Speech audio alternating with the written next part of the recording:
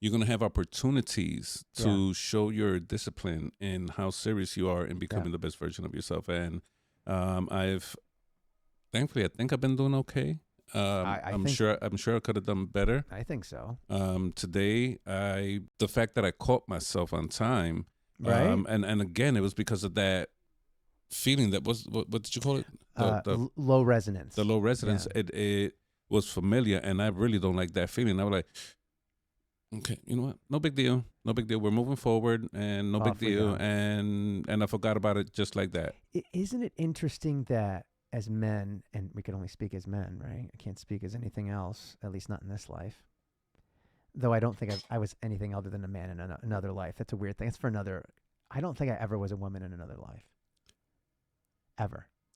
I don't know. I don't know what to say to that, dude. Anyone's like, where did that come from? Well, because of how we ended the last pod where we talked about past lives, and we talked. It was very, for anyone, go see episode 1. I forget what it's called, but or see the clips. They're all chopped up where we talk about past lives. I can only speak to being a man. Rage and anger sometimes was like wild horses that came out of corral, and I'm trying to get them back in. I'm like, come back in. It would be nuts, right? Especially if I was behind a wheel, or if I was wherever.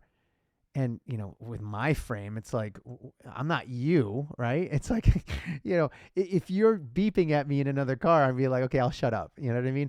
But if I'm beeping at you, you're going to be like, bitch, like, get that out of here. Yeah, that's the like what am I doing? Like, do you know who I am?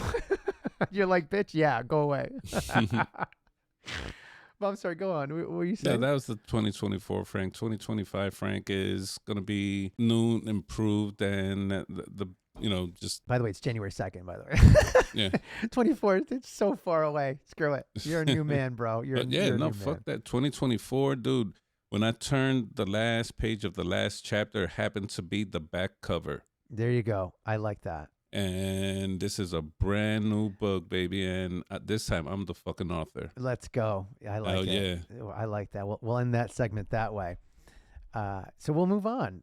All right. This man here. Who is this man here who is laughing? I could only play it. Oh, I'm clicking on the wrong thing. My mistake. I could only play it. I can't put the sound. But who is this man right here, Frankie? That is the $1 Million Man, Ted DiBiase. Ted DiBiase, and we're probably bringing a little bit of 80s, 90s nostalgia. That was his move, right? When he was like... No, I actually forgot his move. These are all his top moves, like a backwards figure 4 leg lock. It's all sorts of nonsense. That was probably his finisher, the leg lock. Oh, yeah, it was. It was. After that, they'll submit. Do you know that that would never work? Like, if you ask anyone from like the UFC, like Joe Rogan talked about that, like the figure 4 leg lock is such a nothing move. Like, it's so stupid. Kidding? Okay, I could tell you never been put on the figure 4 leg lock. I guess it would hurt, but I guess what they were saying is there's ways to get out of it. Yeah, and you can, when in a UFC fight, it's very difficult to get a professional fighter in a figure 4 leg lock because you have to kind of put your leg through. You have to like dress it up. It's way too passed much. Out, right? Their defense is way too much to do. Well, everybody knows it's scripted. He was the first one, I think. Sorry, to do drop the guy on the ropes with the net. I think. No. That's the slingshot suplex. I believe that came from either the Freebirds or the Von Erichs. Oh, that's right. He stole a lot of his moves. This is my area of expertise. He was a really great technical wrestler, wasn't he? I wouldn't say technical as far as, he's no Bret Hart or no Chris Benoit or, he was a good entertainer. But he was pretty tight with this. Like, in other words, he seemed to come across. Sorry, people. This is a early 90s wrestling thing.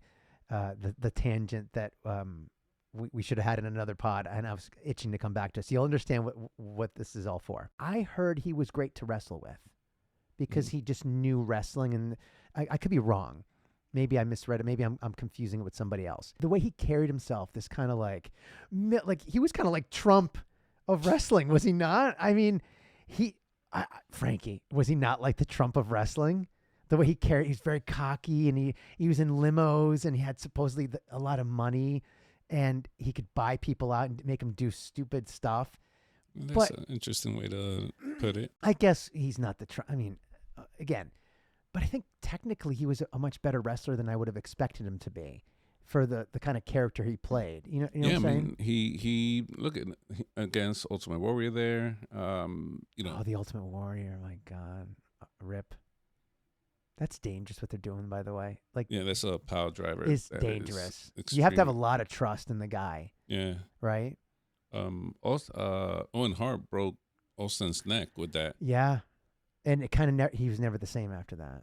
Boy, that match he had to go to after the match he had to go to the hospital. But he finished the match, right? I think he finished. Yeah, and it was like he pinned Owen with the last bit of energy he had. That's crazy. And Owen had to just like submit to it. But hey, Frankie, it's fake. Well, I mean the tell Steve Austin if it was fake or real. Yeah, go ahead, ask him. Yeah. Oh my God. Or any of the guys that are walking, or Mankind. What was his real name in real life? Nick Foley. Ask Nick Foley. Mick Foley. Mick Foley. Ask him if it was real. Yeah. I mean, some of the matches Mick Foley had, my God, with his tooth came out of his lip on one of them. He fell from like way the hell up. He put everything into it. Yeah. And that guy was legit. I don't. It was tough to watch some of his matches. Arn Anderson, look at that. Arn Anderson, that's my man right there. Arn Anderson, wow, this is turned into an entire. Talk about a technical. The Four Horsemen were all technically. Oh my they goodness, were incredible. I loved them. Can you name them? The originals. What if I try? Because go ahead. You can try. I'll give you Arn Anderson, mm-hmm. Ric Flair. It wasn't Ole Anderson, was it? Diamond Dallas Page? No. It was like some guy like. Okay. I can only get two. Barry Windham. Oh my God. Okay. And who was the fourth one? Remember they used to hold up like. Yeah. The four. Who was the fourth one? Put in the comments, nobody that's watching. Put in the comments who the fourth one was. Flair, oh my God! Barry Look Windham. at that leotard. That was that wasn't Bret Hart. That was the other Hart, Neidhart. Jim the Anvil. Yeah, wearing fuchsia pink. Yay, 90s. My God. Oh, I love wrestling.